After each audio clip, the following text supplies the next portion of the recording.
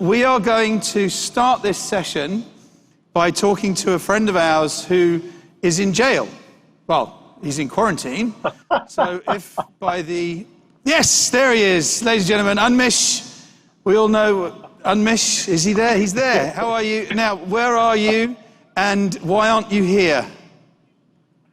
I am actually at my desk in my home office, which is not South Beach Tower, based on the background that you're seeing. It's on the East Coast. I've just gotten back from Dubai on a business trip, my first business trip in 21 months, 2 days ago. I came back on the weekend, so I'm still serving my stay-at-home notice, and I've been called by the ICA and MOH twice a day, which is quite nice. I'm sure them around the room.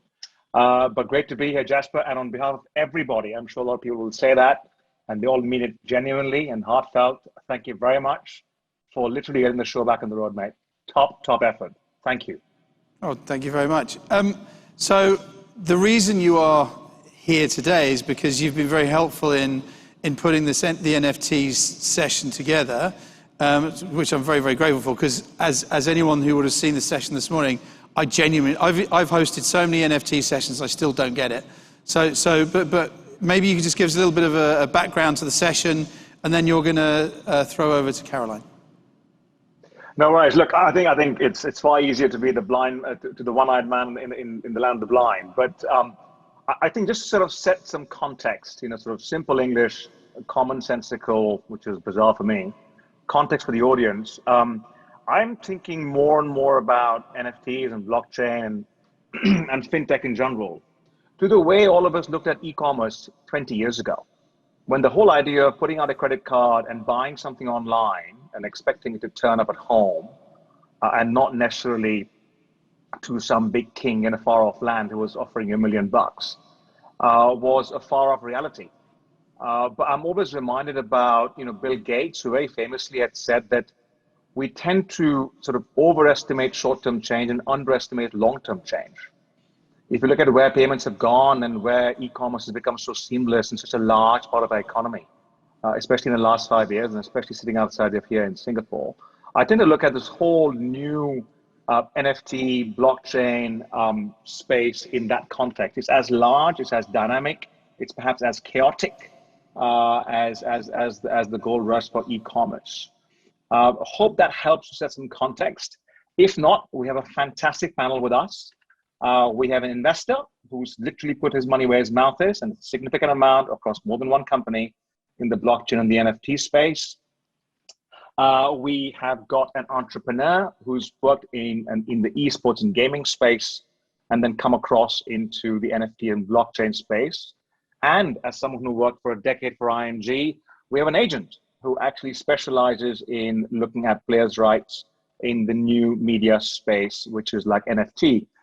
And chaperoning the entire sort of the herding of cats is going to be Caroline. Caroline, be careful what you say. She has been very involved in the formative years of boxing in the UK, which is where she's originally from, and played a significant role during the boxing events at London 2012. And then since then has come to Asia with Brave Bison across Japan, Asia Pacific as their EVP and Managing Director. So without much ado, I'd probably invite Caroline and her crew on stage. We've got Juzar, we've got Hugo from Polaris, and we've got Terence Ting as well. Good luck. By the way, any questions? This is the one that hopefully has the most questions, if you're like me. So if you've got any questions towards the end, get your hand up. We'll get a clean microphone to you, and you can ask away. That's the same for you in the World Wide Web as well. So anyway, Caroline, over to you. Thank you, and good afternoon, everyone. Thanks, Jasper and the All That Matters team for having myself and wonderful panellists this afternoon. I hope you all enjoyed your lunch. I hope you dined with a few more, celebrating today that we can all dine with groups of 5. So hopefully you're all fed well and you can engage in the next 40 minutes to this really exciting session. I'm going to dive straight in to the questions. Hugo, Juzar and Terence here. So let's kick off today, starting with the basics, if we can, please. So perhaps I'll direct the first question at you, Terence. Please can you help us to understand a little bit more about the world of NFTs, especially in relation to blockchain and crypto, and perhaps maybe talk as if you're talking to my 82-year-old father. Make it very simple. Yeah, sure, Caroline. So I think to first understand, the latest digital phenomenon that is NFTs, we first have to kind of look back at the crypto space, right? So today when people talk about your main cryptocurrencies like Bitcoin and Ethereum, those are what we call fungible tokens. So one Bitcoin basically equals to one Bitcoin, right? And one Ethereum equals to one Ethereum. So with NFTs, we're basically looking at a new digital asset that has recently, come under the media spotlight, right? So NFTs basically stands for non-fungible tokens. What you get with NFTs is that NFTs are all unique. So no NFT on blockchain is the same, right? So if you look at a piece of unique digital artwork, you're not going to find another one like it on the chain itself, right? So I think when you look at the space overall, there's been a lot of excitement, especially in the last 6 months. There's been a lot of, I would say, record sales that's been done on the space, a lot of amazing projects that have been recently announced, both in the sports and also just in the NFT space in general. So, today we're here to talk more about what this latest digital phenomenon is. Yeah. So. Thanks, Terence. Juzar, do you want to add? Yeah, sure. Thanks, Caroline. I guess a good analogy to use is, you were saying, what would your 82-year-old dad understand very quickly? And if you take trading cards, for instance, that's something that's been there for years, but you couldn't do very much with it. You needed to be able to somehow transact things, exchange things, and it didn't apply globally. So the blockchain changes this whole landscape. And the blockchain essentially intersects with what's called a decentralized economy. So there's a whole decentralized economy now that's pursuing. Now, what are the advantages of the blockchain? First of all, it's highly secure. So you don't have to trust a central intermediary. The decentralized aspect of it means that your trading card now is represented by an NFT, as Terence said, and that NFT now is a digital representation that can be traded. And it can be traded on multiple platforms. But the most important thing is that you're going to enable new markets, because once you're capturing this NFT in digital form, you can enable, and we'll discuss that in the next few minutes, you can enable many new markets to emerge as a result of this. So trading cards that have moved into the decentralized economy, you can deal directly with somebody anywhere across the world. It's highly liquid, highly tradable, but you can build lots of value added on it because there's the concept of smart contracts in blockchain. So there are other things like transparency. You will know, for instance, when you started with this NFT, 10 years from now, how many times it's been transacted. You may not know who it transacted to, but all the prices at which it happened and so on. The history is all there in the blockchain. And that's the beauty of the blockchain. It's transparent. Right, okay, so it sounds like anyone and everyone can trade in the NFT marketplace. So Hugo, perhaps can you tell us a bit more about the NFT marketplaces that are specific to sports? Yeah, sure. So the marketplace is the place that digital space that you can see, you can transact the NFTs. And it's kind of front store. You have everything there. You can understand what are your preferences for NFTs, and buy or sell them. For sports, there is the first that actually got traction was NBA Top Shot. Is a marketplace that focuses on the NBA and markets moments of the game. So a famous basketball player doing amazing play, they can transform because an NFT allows for a piece of content to be converted in a digital asset, right? Because of the Juzar told, you have a transparency, you have a proof of authenticity. And once you get the first marketplace working well and being part of the appealing to the mass market, like the Top Shot, you start having other sports like football getting out also attraction. Now there is another marketplace that is getting a lot of traction recently. Sorare is a French startup that offers NFTs of football players, and then he mixes those NFTs with the fantasy league. So it's also a good marketplace. Zilliqa is also a nice marketplace that is focused on memorabilia, digital memorabilia, and I'm sure that as we talk and over the next few months, many more marketplaces are going to appear. Yeah, absolutely. Juzar, any more marketplaces worth mentioning? Well, I think there are clearly quite a few marketplaces now, and there are more that are going to emerge.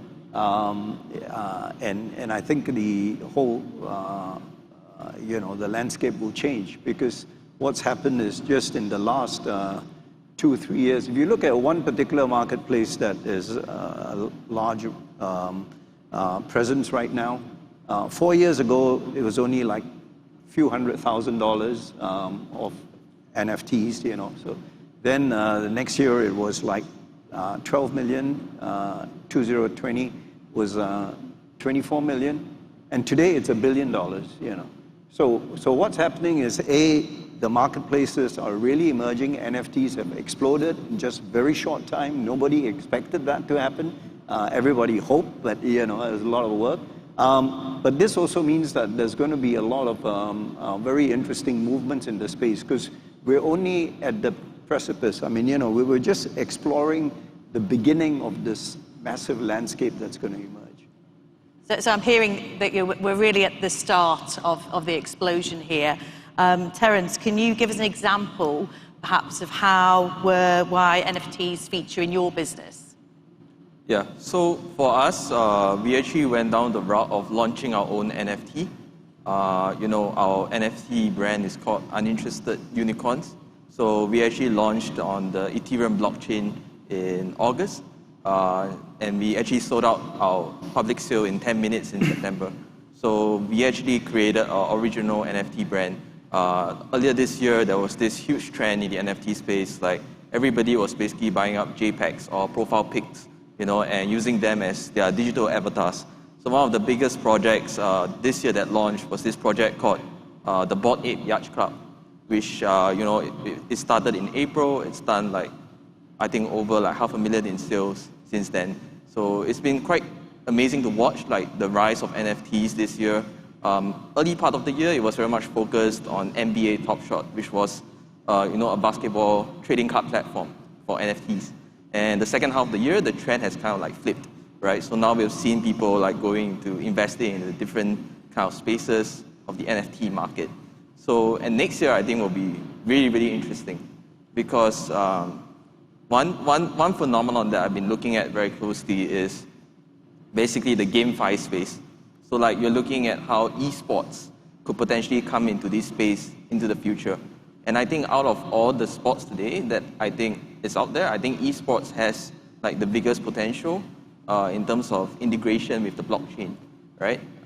And it's the most natural as well, because in esports, all of our professional gamers are all digital athletes. These communities are all inherently digital natives. So with NFTs, to me, it's a great way to actually directly monetize the existing esports community that's out there. Yeah. Great. And Hugo, your business is quite different. Please, I'd love to hear a bit more about how do NFTs feature in your business, and perhaps how's that exploded this year? So we are a talent agency, and for our clients, usually sports athletes, is all about reach and monetizing that reach. And NFTs are an excellent instrument to increase the reach and the monetization. And mainly for two reasons. One is the community that NFTs can help build and grow. For an athlete that mainly relies on social media to interact with fans, is a kind of unidirectional almost. So is the player posts and the fans see. Maybe they might comment, but it's not a real community. With NFTs, you create an element that allows the sports celebrity to interact directly, and the most important, the fans themselves can interact with each other. So you create a network that is more dense and with a lot more interaction. And once you have more interaction, you also increase the monetization potential. And the other aspect is the ownership of the relationship, because nowadays is most of the knowledge of the fans is not is held by intermediaries. The social media platform, and I like social media, but knows who is the fan, where does the fan live, what are the preferences on consuming the content. And the athlete doesn't know much; he relies on this intermediary. NFTs can help making this relationship more direct and help the sports personality or the sports star to know better his fan base and adjust and launch new initiatives more and grow the quality of the interaction. And Juzar, can you also comment on how the NFTs feature in your business as well? Yeah, so I'm involved with a couple of businesses. One is where we have developed what's called a level 1 blockchain. So this L1 blockchain essentially is the fundamental building blocks on which NFTs can reside. And our blockchain allows for high scalability and very low cost. We invented the concept of what is called sharding, which a number of other blockchains are using now to ensure very high throughput. So the day when you have a lot of liquidity in the NFT marketplace, you need very high throughput and you need very low costs, because if your NFT is, say, $10 today, you're trading it on let's just take Ethereum, for instance. Your smart contract execution may cost anywhere from $10 to $100. On Zilliqa, which is our blockchain, it's just a few cents. The other business that we're very interested in is the whole concept of how do you encourage fan engagement and how do you then basically amplify fan engagement. So in the case of sports, the clubs, the players, and the fans need a way to interact with each other, and the NFTs provide a very valuable data point for everyone to be able to integrate and make use of. In our business, we have partnerships, and one very successful pioneering partnership we had was in soccer with Hugo at Polaris. And so that essentially built on the Zilliqa blockchain, where some of the top players that are in the stable that Polaris has were able to have their NFTs captured on the Zilliqa blockchain. So perhaps it'd be good if we can then maybe look at some examples, maybe compare a few different sports and the adoption of those different sports and sporting heroes into the world of NFT. So Terence, how would you compare the adoption of NFTs across, say, football or basketball or ice hockey or cricket or any other sports for that matter? I think to date, two of the biggest sports that have successfully created a marketplace for NFTs are basically football. So football launched, there was a platform called SoRare that launched in Europe, so they're still doing very well. And then the biggest one, of course, we talked about it earlier, which is NBA Top Shot by Dapper Labs in the US. So they've raised like millions of dollars in venture capital. And besides that, I think we also have seen a trend where sports athletes have also started to create their own NFTs. So like a good example would be like LaMelo Ball in the US. He plays for the Charlotte Hornets. He created an NFT earlier this year, and he decided to just go with his agency and launch it directly to his community. And I think that's the great thing about NFTs, because anybody can launch it on the blockchain. Anybody can do a smart contract today and mint the token, right? And that's the beauty of the blockchain, right? And accessibility is key as well into adoption, And Juzar has so much experience, of course, in the space, having founded Zilliqa. And I think this year in particular, with the growth of the NFT space, we hope to see more adoption and crypto going more mainstream going into next year. Yeah. So I think with sports, there'll be more amazing products and experiences that will be created in the future.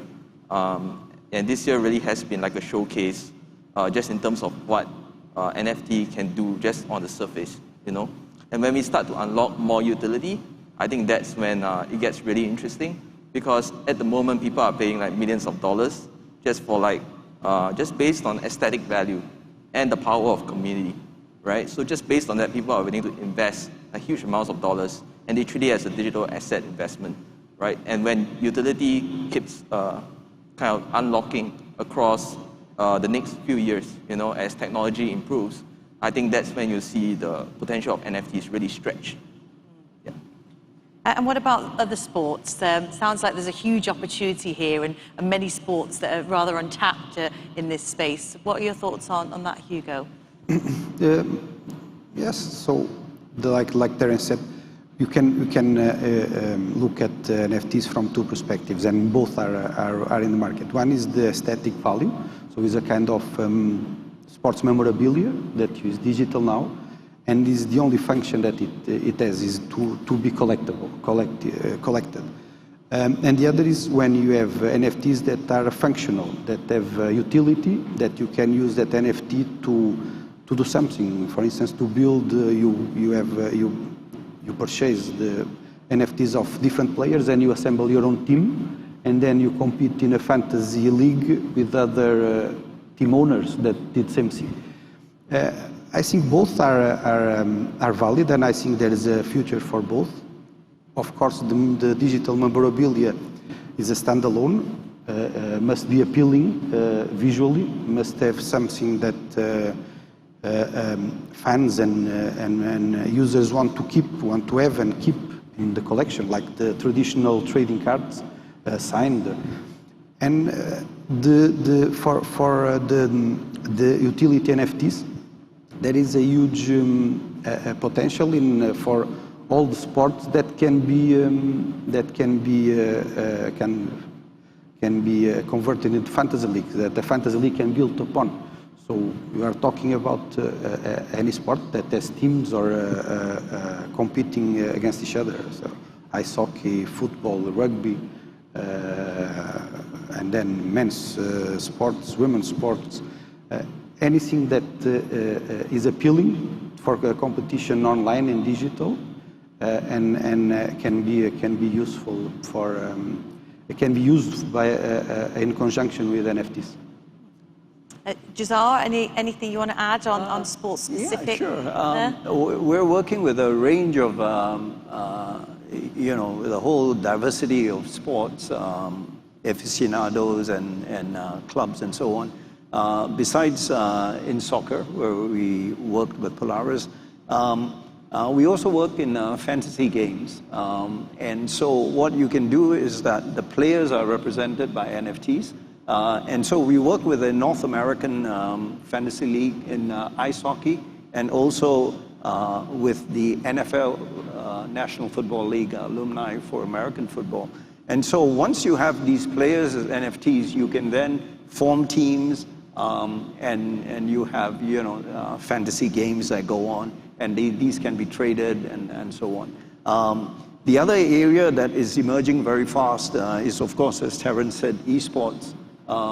And this is it's sort of reaching out to where it's going to take us, because we have a multi-year collaboration now with one of the leading esports brands.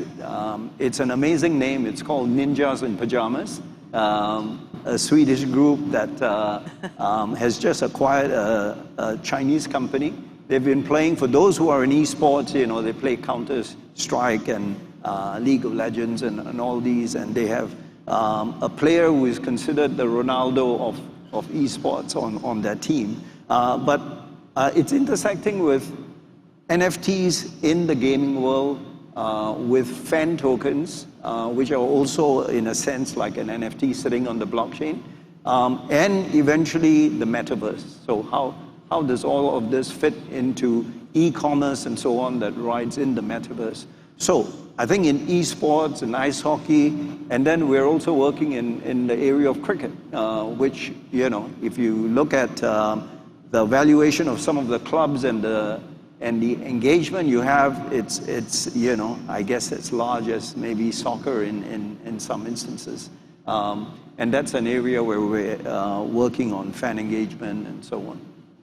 Okay, well, drilling into that a little bit further then, where is the value in this marketplace, and how do we monetize? Terence, do you want to tackle that one? Yeah, I think when it comes to monetizing NFTs, right? I think firstly you look at the business model of like the current NFT space. So like there is basically you launch the NFT to your community, you know, you market it and you push it out, and people basically buy up the NFT at the public sale. And going forward from there, you know, there is also the business model of royalties. So on OpenSea, for example, most of the top blue chip collections that have sold out, you know, they've actually made most of their recurring revenue just through royalties, right? So I think the potential of the business model goes back to how do you keep driving like value back to your original NFTs, you know? And I think the key to that is really building a strong kind of community engagement plan. You know, Hugo talked about fan engagement, you know, and to me, I think that is really key, like creating that brand loyalty.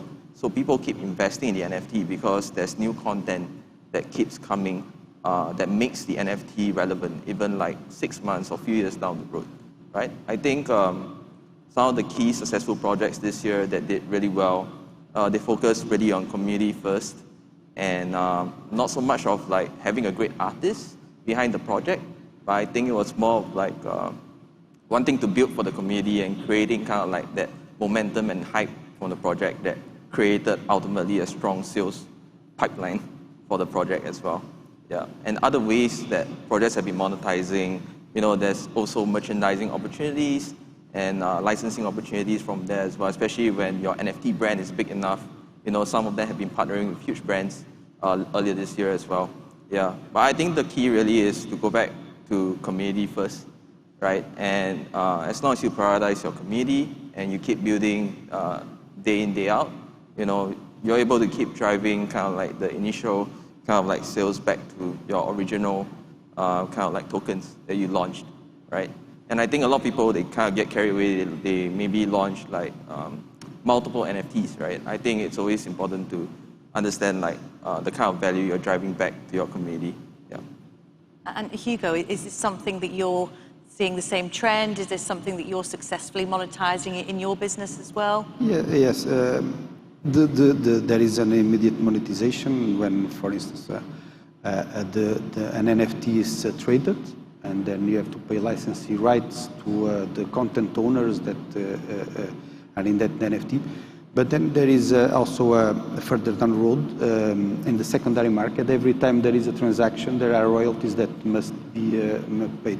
So in one sense, can be a lifetime source of revenue for content owners, athletes, clubs, anywhere.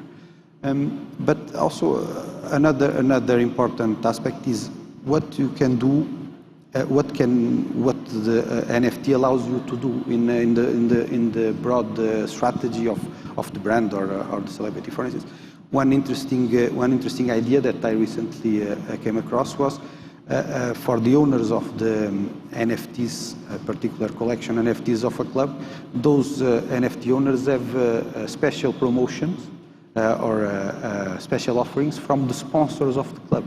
So only the fans of the club that have those NFTs can access that exclusive privilege of being kind of special partners of the sponsors of the club. And this helps build a story that the fans feel that they are part of it, and increasing the value of the relationship of fans, brands, and content owners. So we're really just scratching the surface at this point. Anything to add on that, Juzar? Well, I think the fundamental point here from monetization really is that NFTs on a blockchain represent an opportunity to build entirely new products, new marketplaces, and new experiences. Whether it be in terms of engagement, it could be in terms of ticketing, in terms of how do you target people who have NFTs with loyalty. And the other thing is that it's what's going to emerge, and if you look at one of the emerging trends that will, in parallel to the NFT marketplace emerging, there's another trend that's emerging which is called decentralized finance. And what happens is that when you have NFTs, they are assets that are sitting idle unless you start doing something with it. And so these assets can move into a decentralized finance marketplace, and you can earn more yield on that. And these are the things that are essentially amplifications of just the simple trading opportunity that you have on the NFT. Okay, well that leads me into our very last question then. And if we look at the current marketplace, the predictions are that this marketplace is going to grow to about $75 billion in 2025 and currently tracking around 14 billion. So Terence, what are your thoughts on that prediction for growth, and what do you see in the future of this space? Yeah, I think if you look at the top 10 NFT marketplaces today, you'll see a trend.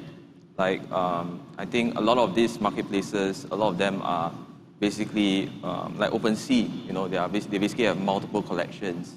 And then you have some of your more branded NFTs, like some of them have their own native marketplaces where they build their own ecosystem. So like, for example, there's a game called Axie Infinity that's been doing really well. They have their own community and they have their own customized marketplace just for their community.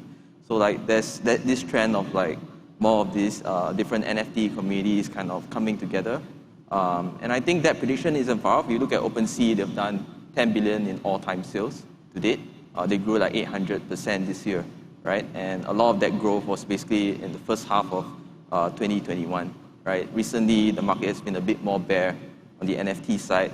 But I think everybody remains very bullish on the future of digital collectibles overall. There's a lot of potential in terms of the IP that hasn't entered the space as well. So when you see like bigger brands coming into the space and learning and understanding how to utilize this technology and create a new product experience that they can sell to their existing customers, I think that's when you see, again, these values start to rise, right? So I think that is the long-term opportunity when it comes to the NFT space, once more traditional companies start to understand how to use this technology as well. And Hugo, predictions for the future? It's possible that those numbers are reached, I hope so. But the future is like Juzar told, the metaverse is going to be a game changer in all this space. It's going to improve the fan experience, the sports experience, to a level that we cannot still imagine to the full extent. So talking about numbers in the wake of this huge happening is speculative. But the thing that we know now, the aspect that the NFTs are here to stay, and they are going to grow. We are just scratching the surface. There are many products, many experiences that can be built with NFTs, with fan tokens, with blockchain. NFTs are going to be one of the main revenue models of the metaverse, so the concept of NFT. And it allows to build, because they are smart contracts embedded, it allows to build experiences that I think that the future is going to be a blend of the physical experience and the digital experience in the metaverse, in the real life. to the point that you don't, in a few years, I hope we are not talking anymore about physical or digital experience. It's just the fan experience. And the fan is expecting part of it to be digital, part of it to be in the metaverse, part of it to be in the stadium. And this is going to change our industry meaningfully. Great. And Juzar, do you want to round us up? Well, Your predictions? I think essentially the amplification is going to come from several intersecting communities. Obviously, you have the traditional sports community, you know, $2 billion fans in soccer or ice hockey or whatever it is, cricket, etc. Then you have, and I think Terence talked about it, the crypto community. You have today about 200 million people in the crypto community, and that's going to grow dramatically. And they're going to come up with interesting ways in which, you know, crypto and the blockchain can interact with these NFTs. Then you have the gaming community of about 1 billion people today, fantasy games, esports, and so on. And they're going to be able to find new ways of exploiting these NFTs. And the final community is a very interesting one, which is that, which is growing very fast. It's the content creator community. Today you have 50 million content creators, $2 billion of venture capital funding going into this. And there's a lot of interesting content creation that can go on top of the experience that you have with an NFT. And that's totally unexplored today. Great. Well, we have a few minutes left. I don't know if there's any questions from anybody online or out in the audience. Yep, I can see a few hands just about. There's one there. I think we probably need a mic over there.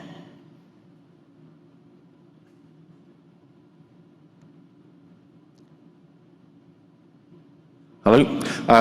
Yeah, one of the press around NFTs that I've seen at the counter argument is the carbon footprint that they create, that the minting of the NFTs create. I mean, what do you think that the industry needs to do to improve that PR around that? Did you hear that question all right? No? Can you just do it one more time? There's a little bit of an echo. Yeah, sorry. There's a lot of press around the carbon footprint of NFTs and the carbon footprint that they create and the maintenance of them. I mean, obviously that's going to be an increasingly a PR challenge for the industry to deal with. How do you see that playing out? Terence, do you want to tackle that one? I think when it comes to NFTs, you look at like most of the NFTs today, like more than 70% of NFTs are probably on Ethereum. And Ethereum is probably the one that directly relates to that issue, right? Because every time when you mint an NFT or you do a transaction, the Ethereum chain, you know, you have a gas fee that basically adds to that carbon emission footprint.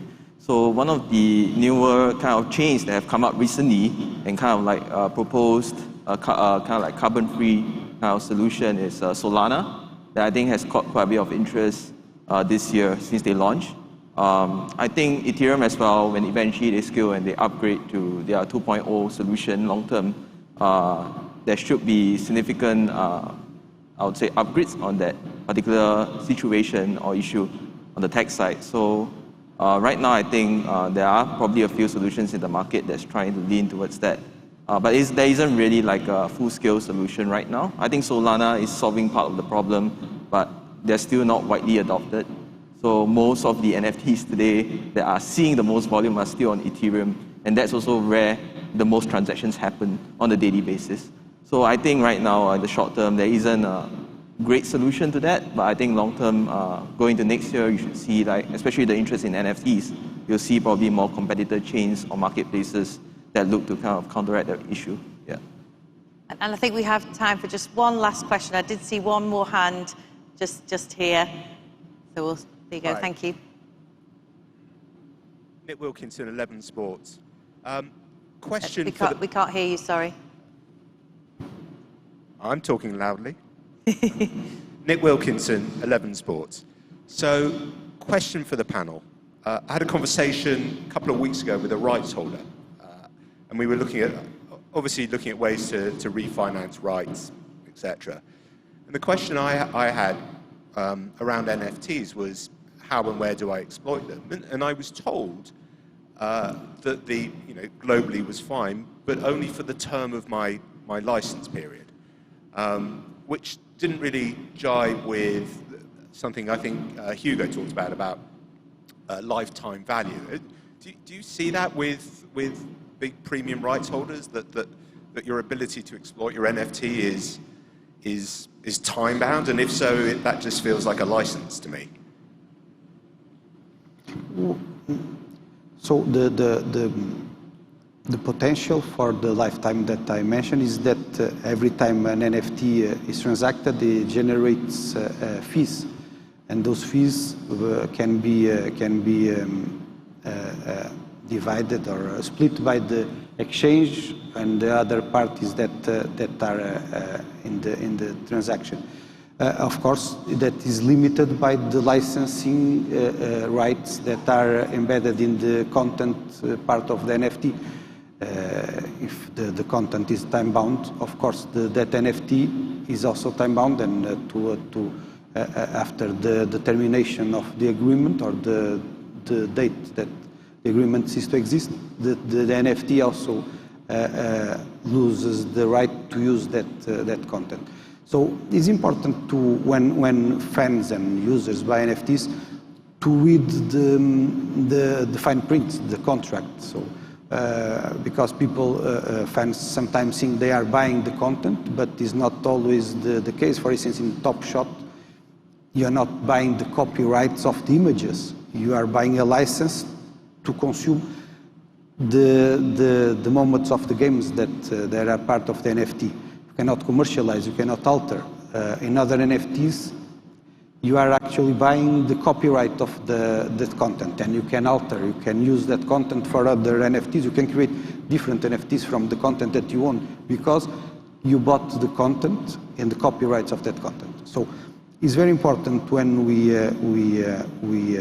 look at NFTs and engage in a transaction to actually read, like in any other transaction, what we are buying, right? Or what are our rights after we commit to the purchase. So unfortunately, that's all we've got time for. Thank you for the great questions. Sorry if we didn't get round to all the questions. I'm sure our panelists are available this afternoon or later on if you would like to reach out with any more questions. Thank you to our panel of experts today. I've certainly learned a lot, and I hope you all have. Thank you very much.